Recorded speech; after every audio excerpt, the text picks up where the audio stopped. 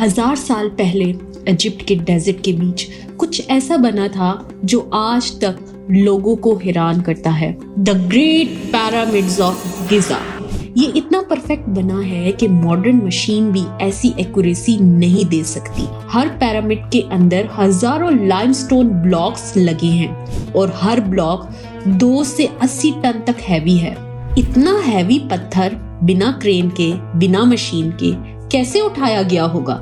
Scientist कहते हैं ये 4000 साल पुराने हैं, लेकिन कंस्ट्रक्शन का सीक्रेट अब तक मिस्ट्री है।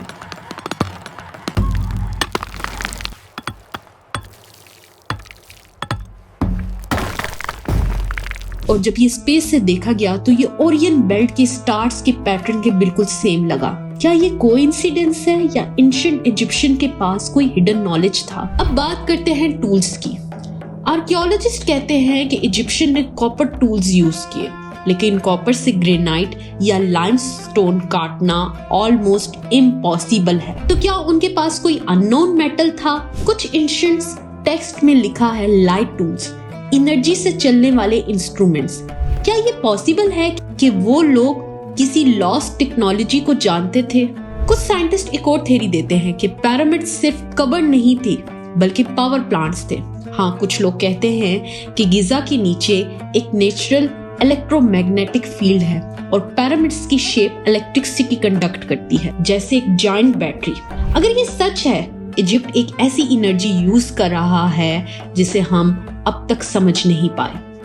2017 में एक प्रोजेक्ट हुआ, स्केन पिरामिड्स। साइंटिस्ट ने स्पेशल कैमरा से अंदर देखा और उन्हें पिरामिड के अंदर एक हिडन चैम्बर मिला, एक बड़ा सीक्रेट रूम जहां कोई अब तक नहीं गया। क्या वहां एक अननोन टॉम है या कोई एंशिएंट मशीन? इजिप्ट गवर्नमेंट ने अब तक वो एरिया क्लोज रखा हुआ है। अब सवाल उठता है, क्या ये सब सिर्फ ह्यूमन नॉलेज से बना या किसी और सिविलाइजेशन ने हेल्प की थी? कुछ लोग कहते हैं एलियंस ने मदद की, कुछ कहते हैं कि एक पुरानी एडवांस सोसाइटी थी जो अब खत्म हो गई।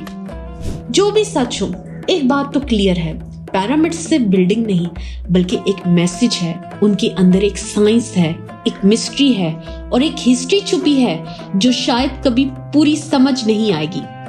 अब भी साइंटिस्ट हर साल नए सीक्रेट्स ढूंढ रहे हैं, लेकिन हर आंसर के साथ एक नया क्वेश्चन मिलता है। सोच के देखो, 4000 साल बीत गए लेकिन पिरामिड्स अभी वहां खड़े हैं, टाइम और टेक्नोलॉजी को चैलेंज करते हुए। क्या ये सिर्फ टॉम्स थे या कुछ और ज्यादा पावरफुल?